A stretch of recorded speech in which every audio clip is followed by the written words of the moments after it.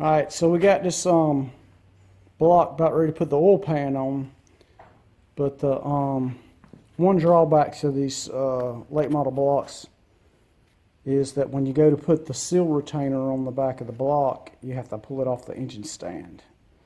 So I've got this thing pulled off the engine stand, getting ready to put the seal retainer on.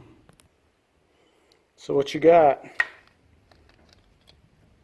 you have a gasket that goes between the block and the retainer, and then you've got the retainer with the rear main seal in it. And so you seal the seal to the back of the seal retainer, and it goes like this, and then you seal it to the back of the block. Now, somebody had mentioned when I told them I was putting this in my 79 Silverado that had a 400 small block in it, to make sure that I didn't use the 400 flywheel. And I emailed them back, or messaged them back and said, this is going back a straight drive, so I couldn't do that anyway because I'm going to have to run a stick flywheel.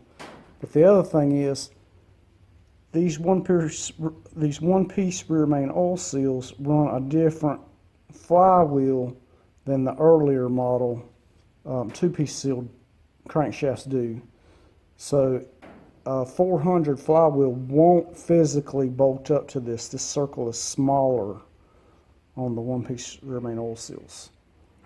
But they did dry the block up really nicely with these one-piece seals. The other drawback is if you got to put a seal on it, the transmission has to come out, whereas the old school two-piece seals, you can drop the oil pan and the seal goes in the rear main cap here. But generally you don't have a problem with these seals, so we're going to put this on and then hang it back on the engine stand so we can put the pan on and flip it over and put the heads on it. So that's what we're going to do now. So we got the seal installed and the block gasket installed, and we've got the end of the crank lubed up. So we're going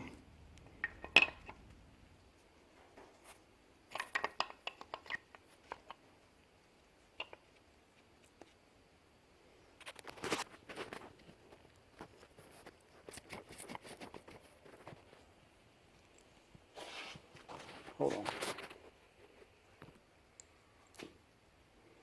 Alright, so now we're going to put this on there.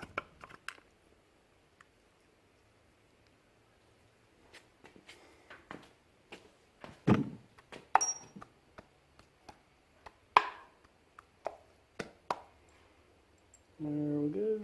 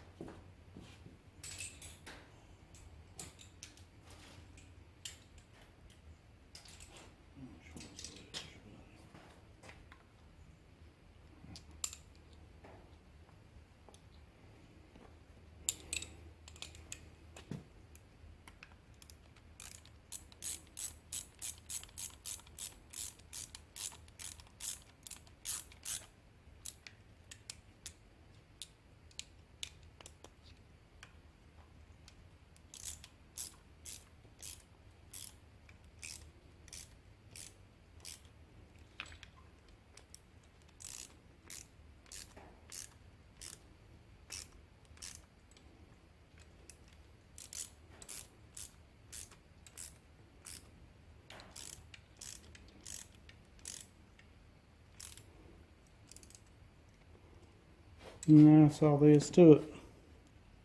Alright, so we got the seal retainer on.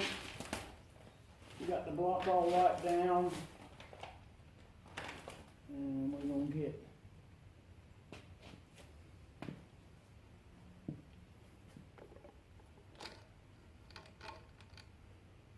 Alright, so what we're going to do here is put just a little bit of sealer right here and right here on the corners.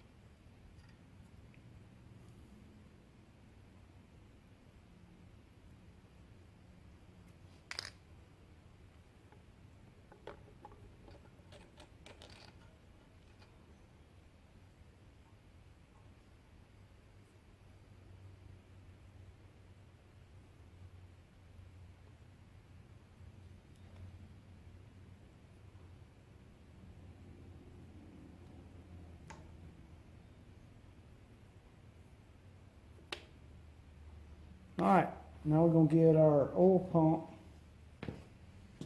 and get it ready to go on.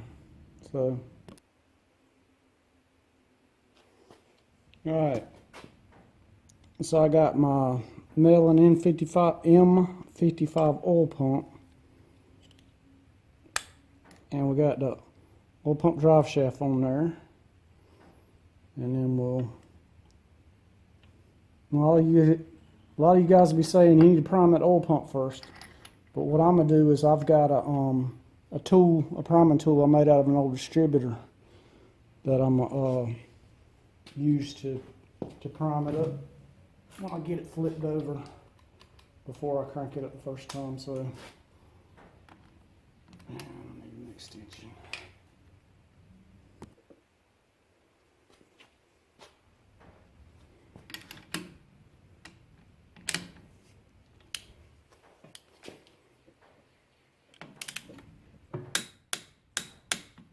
Alright, so now we got a new oil pump screen, and what I did is I stuck it in the freezer to shrink it up, and I'll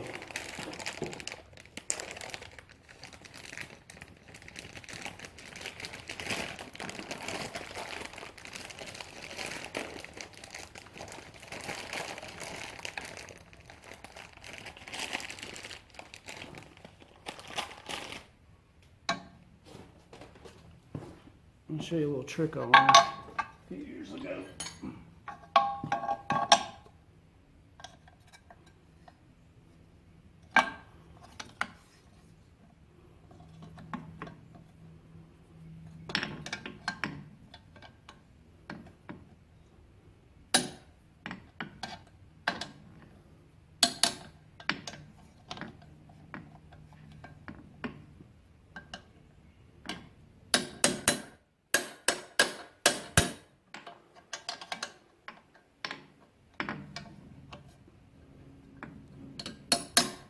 Yep.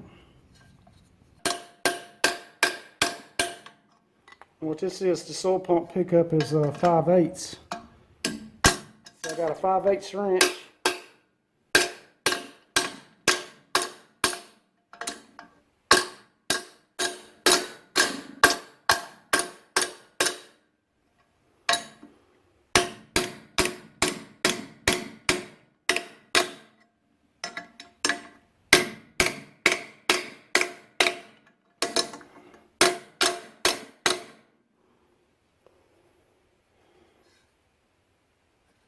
Put it right up against that flat there, and then just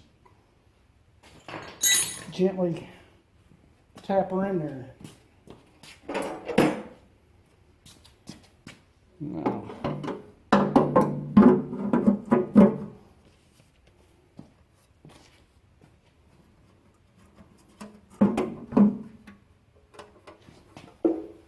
Now, to set the level, I'm going to take a rag,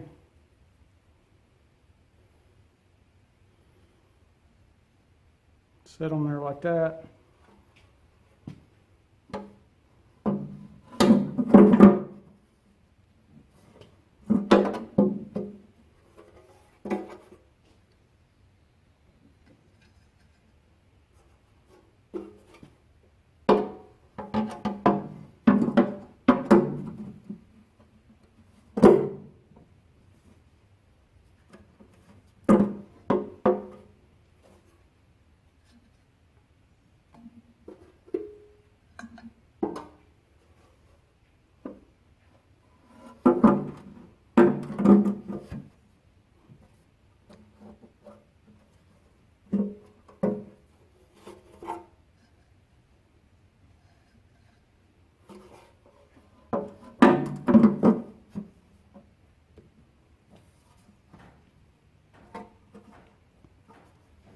think that's about right there.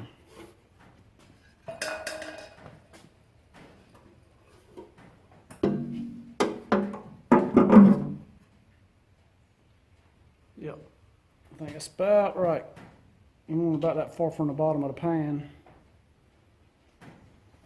And these pans come with these reinforcing rails to keep you from bending the pan up. They really have taken, they took these 86 up motors to another level to keep you from having oil leaks and stuff. So I really like that.